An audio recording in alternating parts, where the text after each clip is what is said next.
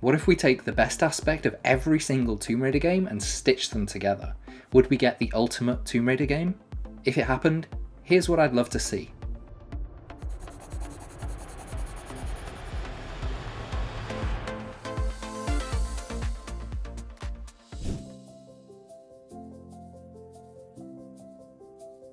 There are so many awesome examples of level design from Tomb Raider 1, but the ideal one for me has to be Palace Midas. It has a massive size and scope, areas you can even see before you can reach. It trails off in different directions, which actively encourages exploration. There's a puzzle involving switches, a variety of trap rooms, things to collect from different locations and then take all the way over to the other side of the map for transmutation, and then you have to take those new gold bars and use them as keys to progress. It's sprawling, it's exciting, and it epitomizes Tomb Raider level design in all the best ways.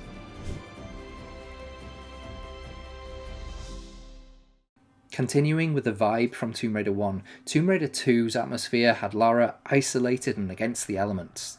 From the echoing creaks and rattles from ancient locations, the industrial pulsing of the rig,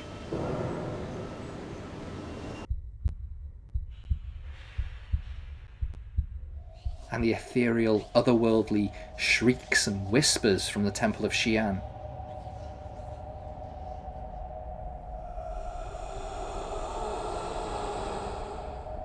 All the way back home to the unseen footsteps of invading cultists.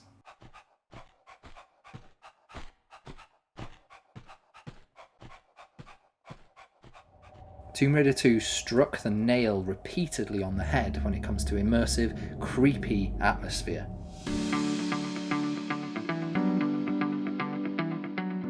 Many fans, myself included, love a good variety of levels throughout a Tomb Raider game. While Tomb Raider 4 is one of my favourites, I still prefer Lara having a selection of locations and different cultures to explore.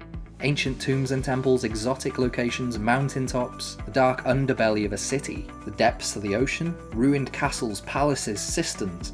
Let's raid them all. Send Lara on a huge international adventure. So Tomb Raider doesn't tend to do FMVs or full motion videos as they used to, largely because they're expensive as hell and in-game graphics now are mind-blowing. But I did love the style of Tomb Raider 4's FMVs, having a narrator-driven experience showing flashbacks to gods and monsters and demons and villains. And when that sort of thing is accompanied by the occasional action piece with several explosions, what's not to love?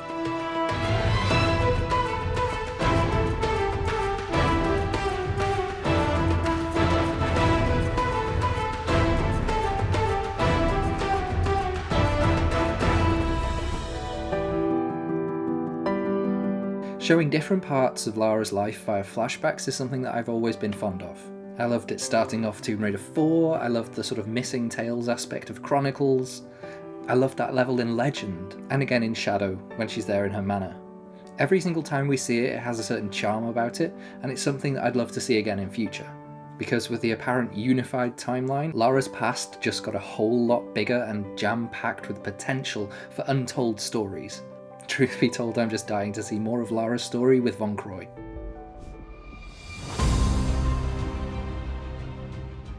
No Tomb Raider game has attempted such a rich and twisted tapestry of mythology and characters woven throughout history as the Angel of Darkness. Mixing elements of noir with gothic horror, black magic, alchemy, Old Testament mythology, secret societies, wars raged in the shadows of time. An ancient race of shapeshifters, hell-bent on achieving immortality and vengeance. Angel of Darkness is one of the most praised when it comes to storylines, but it's still not praised enough. And I long for a new Tomb Raider game that aspires to such a deep level of storytelling.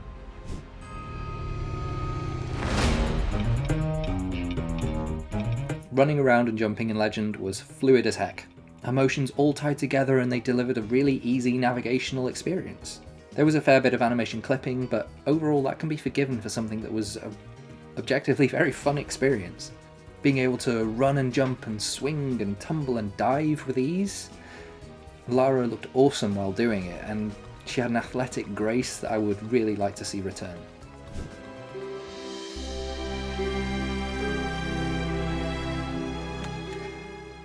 yes, I'm still head over heels for the visual lighting effects in Core Design's Lost Tomb Raider Anniversary game.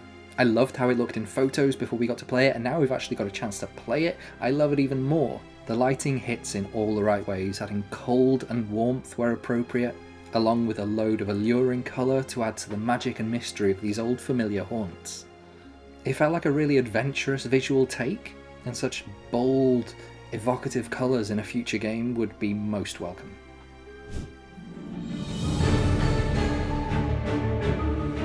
I had a hard time choosing between the Angel of Darkness soundtrack and this soundtrack, but I do really love what Follman did with this game. He took the original iconic music tracks and he redid them, adding his own twist to them. The incidental music alone is something that I would love to return. Enemies and areas having properly memorable, catchy little jingles and tunes.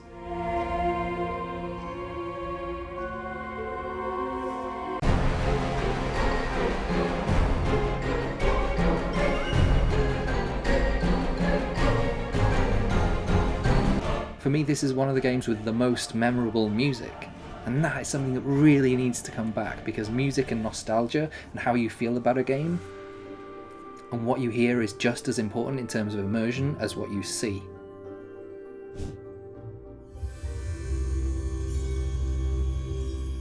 What could Lara do was the mantra behind the moveset of Tomb Raider Underworld.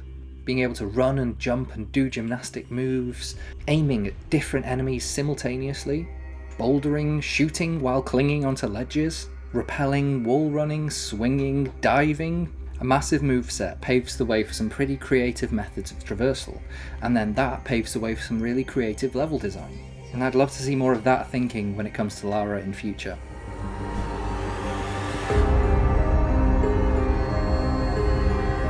One thing I loved about this game was how much it felt like Lara was fighting against the environment.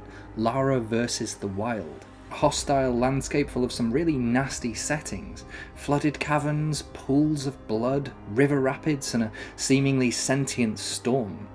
The idea of Yamatai, the island itself as an adversary that Lara had to defeat, was really new and original for Tomb Raider, and it's something that I would quite like to see in future.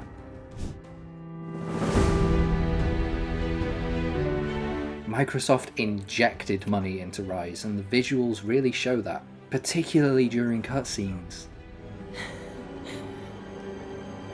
You don't know how far I've come. The game boasts some of the best motion capture and facial animation, and it's still incredible today a few years on. Lara looks great, and the cutscenes are genuinely some of the closest to old school FMVs that we've had in quite a while.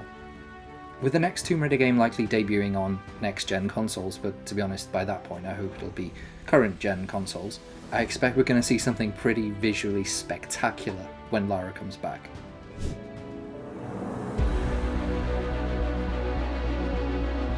One thing I will never stop praising Shadow for is how it was packed full of more tombs and temples than ever before. Some were actually tricky to find, they required exploration, and you could miss them if you weren't looking in the right places. And that sort of thing is perfect for Tomb Raider. The variety of what we saw was great as well. We had flaming traps, mirror puzzles, a lost galleon, crypts, ossuaries, flooded ruins, churches, pyramids, catacombs, and more. Shadow was a celebration of what made tomb raiding so much fun. We need more like that in future.